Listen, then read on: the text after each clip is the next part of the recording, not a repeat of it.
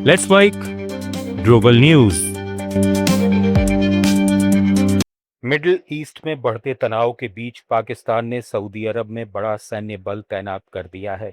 Reuters की report के मुताबिक पाकिस्तान ने करीब 8,000 सैनिक, JF-17 लड़ाकू विमानों का पूरा स्क्वाड्रन और HQ-9 एयर डिफेंस सिस्टम सऊदी अरब भेजा है। सूत्रों का दावा है कि ये तैनाती किसी बड़े हमले की स्थिति में सऊदी सेना को समर्थन देने के लिए की गई है। रिपोर्ट के अनुसार अप्रैल में 16 लड़ाकू विमान और 2 ड्रोन स्क्वाड्रन भी सऊदी अरब पहुंच चुके हैं। बताया जा रहा है कि दोनों देशों के बीच हुए गोपनीय रक्षा समझौते के तहत जरूरत पड़ने पर 80,000 तक पाकिस्तानी सैनिक तैनात किए जा सकते हैं। हालांकि पाकिस्तान और सऊदी अरब की ओर से अभी तक कोई आधिकारिक बयान जारी नहीं किया गया है।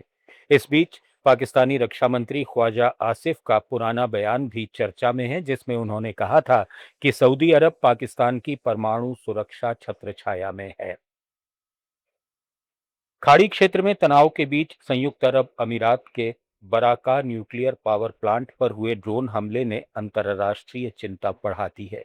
रविवार को हुए इस हमले में प्लांट के पास मौजूद एक बिजली जनरेटर में आग लग गई, जिसे बाद में काबू कर लिया गया। इस घटना पर ऑर्गेनाइजेशन ऑफ इस्लामिक कोऑपरेशन यानी OIC ने कड़ी निंदा करते हुए कहा कि नागरिक और अहम बुनियादी ढांचों को निशाना बनाना अंतर्राष्ट्रीय कानून का गंभीर उल्लंघन है। OIC ने UAE के साथ एकजुटता जताते हुए सुरक्षा और स्थिरता बनाए रखने की अपील की है। पाकिस्तान ने भी हमले की निंदा करते हुए इसे मानवता और वैश्विक सुरक्षा के लिए खतरा बताया है। वहीं भारत ने भी इसे अस्वीकार्य करार देते हुए संयम बरतने और कूटनीति की ओर लौटने की अपील की है। फिलहाल हमले की जिम्मेदारी किसी ने नहीं ली है, लेकिन क्षेत्र में तनाव लगातार बढ़ता जा रहा है। फारस की खाड़ी का छोटा सा देश कतर आज वैश्विक ऊर्जा बाजार का बड़ा केंद्र बन चुका है। कभी मोती और समुद्री कारोबार पर निर्भर रहने वाला ये देश 1971 में मिले विशाल नॉर्थ फील्ड गैस भंडार के बाद पूरी तरह बदल गया। 90 के दशक में कतर ने लिक्विफाइड नेचुरल गैस यानी LNG के बड़े पैमाने पर उत्पादन की शुरुआत की।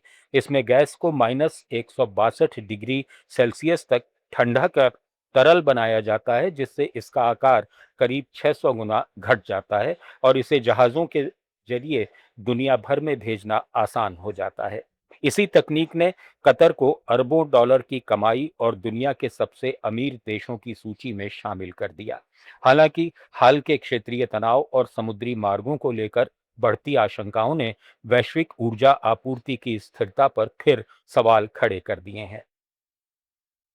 पाकिस्तान में इमरान खान सरकार को हटाने से जुड़े कथित साइबर लीक ने एक बार फिर सियासी तूफान खड़ा कर दिया है।